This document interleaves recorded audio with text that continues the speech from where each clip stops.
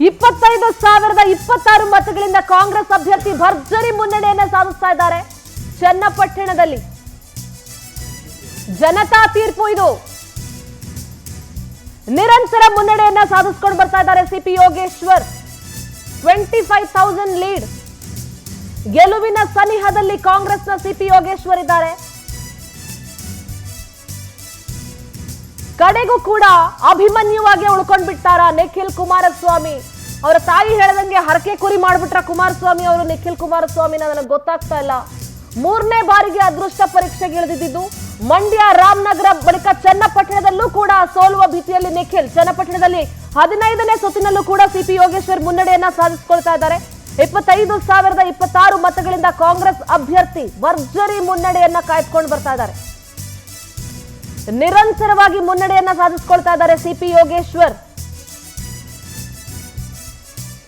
ಗೆಲುವಿನ ಬಹಳ ಸನಿಹದಲ್ಲಿ ಕಾಂಗ್ರೆಸ್ನ ಸಿಪಿ ಯೋಗೇಶ್ವರ್ ಇದ್ದಾರೆ.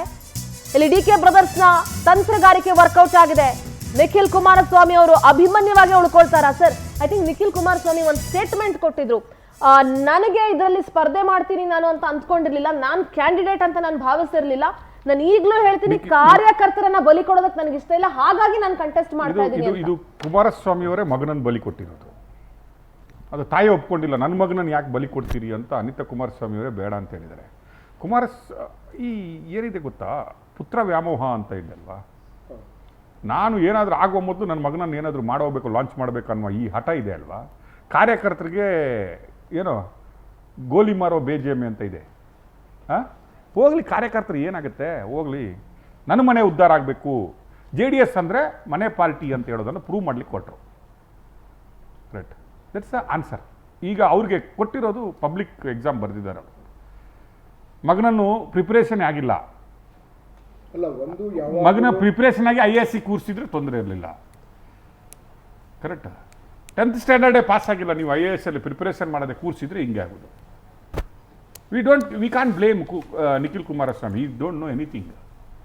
ಅವರು ಹೇಳಿದ್ದಾರೆ ನಾನು ಅಭಿಮನ್ಯು ಅಂತ. ನೋಡಿ, ಅವರಿಗೆ ಗೊತ್ತಿತ್ತು ಚಕ್ರವ್ಯೂಹದ ಒಳಗಡೆ ಹೋದ್ರೆ ನಾನು ವಾಪಸ್ ಬರಲ್ಲ ಅನ್ನುವ ಪ್ರಜ್ಞೆ ಅವ್ರಿಗಿತ್ತು. ಕರೆಕ್ಟ್. ಅಪ್ಪನ ದುರಾಸೆ, ಆಸೆ ಅಲ್ಲ, ದುರಾಸೆಗೆ ಬಲಿಯಾದ ಮಗ. ಅಪ್ಪ ಮತ್ತೆ ತಾತನ ಬಗ್ಗೆ ಮಾತಾಡಿದ್ರೆ ಬೇಜಾರಾಗುತ್ತೆ. ಅವರಿಗೆ 92 ವರ್ಷ ಆಗಿದೆ.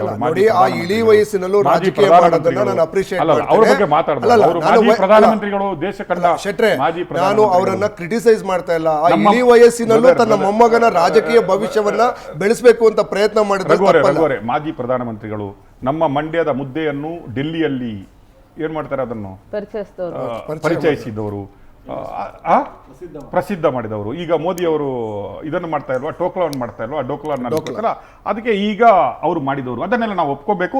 ಅದಕ್ಕಾಗಿ ದೇವೇಗೌಡರ ಫ್ಯಾಮಿಲಿ ಅವರು ರೇಪ್ ಮಾಡಿದ್ರು, ನಾವು ಸುಮ್ಮನೆ ಇರಬೇಕು. ಏನು ಆದ್ರೂ ಸರಣಿ ಅತ್ಯಾಚಾರ ಆದ್ರೂ ನಾವು ಮಾತಾಡಬಾರದು. ಮಾತಾಡಿದ್ರೆ ಅವರು ಪ್ರಧಾನಮಂತ್ರಿಗಳಿಗೆ ಲೆಟರ್ ಬರೀತಾರೆ ನಮ್ಮ ಬಗ್ಗೆ. ಕರೆಕ್ಟಾ? ಇಲ್ಲ, ಈ ಚುನಾವಣೆ ಹಾಸನದ ಸರಣಿ ರೇಪಿನ ಬಗ್ಗೆ ದೇವೇಗೌಡರ ಫ್ಯಾಮಿಲಿ ಅಂತ ಮಾಡಿದಂತಹ ನೀತಿ ಇದೆಯಲ್ಲ, ಅವರು ಅನುಸರಿಸಿದಂತಹ ರೀತಿ ಇದೆ ಅಲ್ವಾ,